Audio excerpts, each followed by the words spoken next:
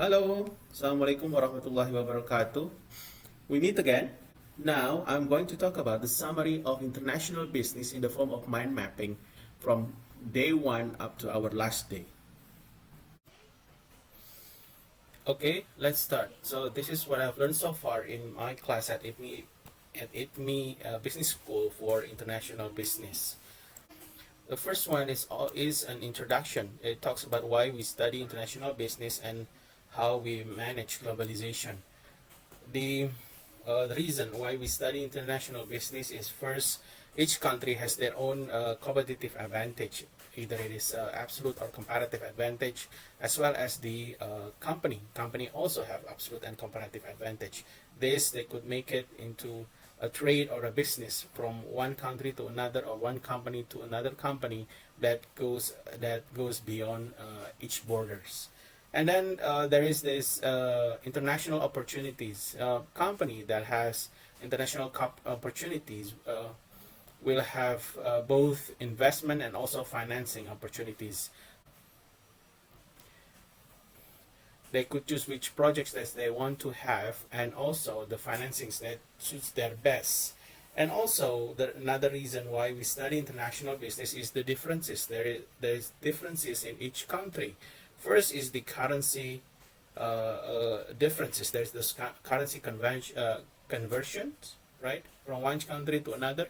Indonesia rupiah, Malaysia ringgit, and so on. And also we have a different legal system and also different cultures. Now, this one is very important that you have to pay attention when you go when you want to come into a foreign market, right? And also we have economic differences and also infrastructure differences.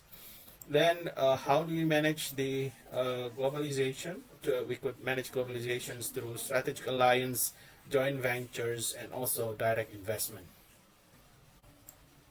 And then the next one is political and legal system. As we know that we have differences in each countries, these differences include political and also legal system. And based on this political and legal system, they create risks, right? They create risks. Let's talk about the types of political system that we have. We have socialism, totalitarianism, and also democracy.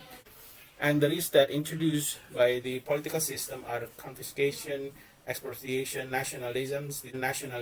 This is where all the private sectors.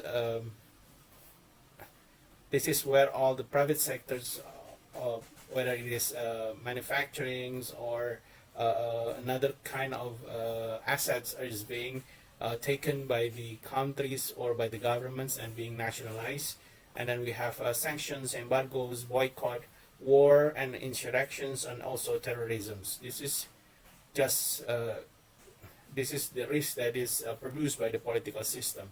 How about the legal system? The legal system also produce risks like foreign investment laws, laws regarding income repatriation, environmental law. Of course, this one is very important since we have the climate change and all.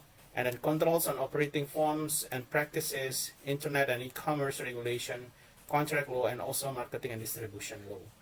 And in some countries, there are government intervention needed.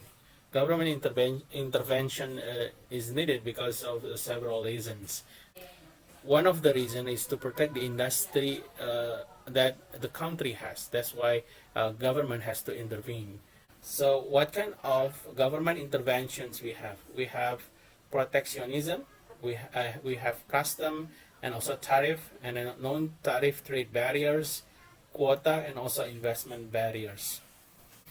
And then we have regional economic integrations, like AFTA, ASEAN, these regional economic integrations made things easier for companies or countries to do business because they usually have an agreement of a certain products or certain prices to a certain product. Then this is make things very easy. And also we talk about the emerging market. Why is it important? Why is it that we have to think about the disadvantages and advantages of the emerging market? The next one is that we learn about international trade and investment. We talk about the theory of why, or the reason of why a nation trade. We have some theory regarding that. First is the mercantilisms, and then absolute advantage principle. Of course, if you have absolute advantage, then you have to go you have to trade to another country where making a lot of profits, right? And comparative advantage principles, factor proposition theory, international product life cycle theory, and then also new theory. And also, we talk about how internationalizing firm gain and sustain competitive advantage. This could be explained through FDI based and also non-FDI based. FDI based theory are monopolistic advantage theory, internalization theory, and also Dunning eclectic paradigm. The Dunning eclectic paradigm is the one that combines both monopolistic advantage theory and also internationalization theory. A company should consider currency exposures because they are dealing in foreign country. Some of the reason why exchange rate fluctuates are the demand and supply of the goods, and also the demand and supply of the securities, and also risk perceptions. The higher the risk of a country will influence the exchange rate significantly. And we also talk about global financial crisis. The next one we have is strategy and organizations in the international firm. If the global firms want to penetrate a new market in foreign countries, they need to prepare, or they need to have several things, such as visionary leadership, and then also they must prepare strategy.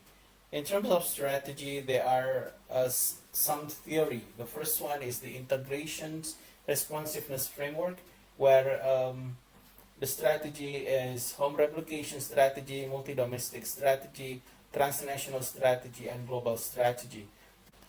The home replication strategy is where a company replicates their local strategy in the foreign markets, while multi-domestic strategy consider adopting a strategy for each country. While the global strategy thinks that the world as a one giant or large market. And examples of global strategy is like what Samsung and Apple do to their products and sales. And then we have a strategy to enter a foreign market. It could be importing or global sourcing, or through exporting, and also counter trade or foreign direct investment, where we talk about this, or collaborative ventures with the local company, licensings or franchisings, like what McDonald's or Kentucky Fried Chickens or Pizza Hut did. They should also prepare organizational structures, organizational process, and also organizational culture. And the last one that I learned is about ethic, sustainability, and also governance in international business. These are very important. The next one I learned is about ethics, sustainability, and governance in international business. Now we are familiar with ESG, or environment, social, and governance. So ESG is a set of standards should be implemented by a company. For governance, we are in Indonesia are familiar with good corporate governance. Is where its principles is transparency, accountability, responsibility, and independency, and the last one is fairness. ESG is beneficial for the company because it creates values. The values that ESG creates are the growth, top line growth, cost reductions that comes from using renewable energy, and also we have regulatory and legal interventions and productivity uplift, and the last one in investment and asset optimization. And lastly, we talk about sovereign wealth fund or SWF.